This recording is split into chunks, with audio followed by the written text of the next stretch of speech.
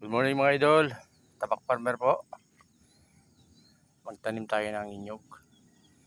Maaga pa lang para mapakinabangan ang mga lupa. Sayang lang kasi kung nakatiwangwang ating mga lupa mga idol.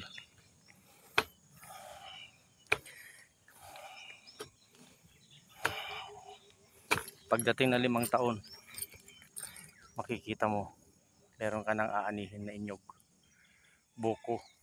Yan.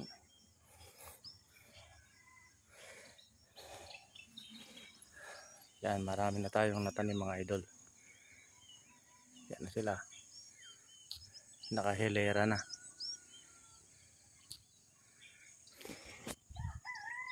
Tapak Farmer. Bye bye.